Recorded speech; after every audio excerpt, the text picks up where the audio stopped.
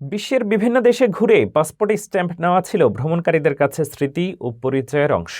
তবে প্রযুক্তির অগ্রগতিতে সেই অভিজ্ঞতা বদলে যাচ্ছে।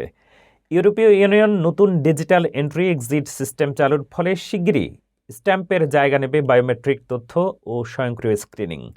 এতে ভ্রমণ হবে দ্রুত ও নিরাপদ, যদিও হারিয়ে যাবে এক টুকরো নস্টালজিয়া।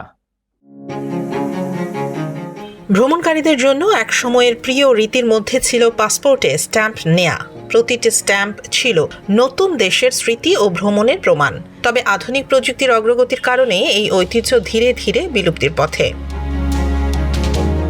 ইউরোপীয় ইউনিয়ন অক্টোবর 2025 থেকে এন্ট্রি এক্সিট সিস্টেম চালু করেছে। এই ডিজিটাল সিস্টেমে নন ইইউ নাগরিকদের বায়োমেট্রিক তথ্য আগমন ও প্রস্থান তারিখ সংরক্ষিত হবে। 2026 সালের এপ্রিলের মধ্যে পুরোপুরি কার্যকর হলে পাসপোর্টে ম্যানুয়াল স্ট্যাম্পের পরিবর্তে ডিজিটাল স্ক্রিনিং ব্যবহার করা হবে।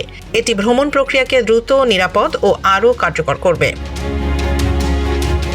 বিশ্বের অন্যান্য দেশও একই পথে এগোচ্ছে। অস্ট্রেলিয়া, জাপান ও কানাডা ইতিমধ্যেই বায়োমেট্রিক তথ্য ব্যবহার করছে, আর যুক্তরাষ্ট্র অনুরূপ ব্যবস্থা সম্প্রসারণের পরিকল্পনা করছে।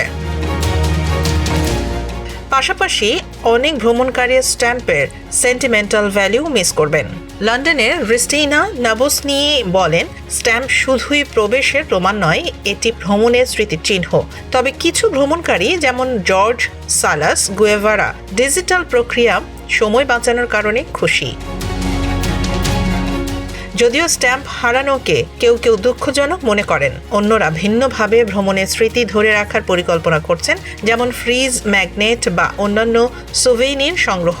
ফলে পাসপোর্ট স্ট্যাম্পের যুগ শেষের পথে, আর ডিজিটাল ভ্রমণ ব্যবস্থার যুগের সূচনা হচ্ছে।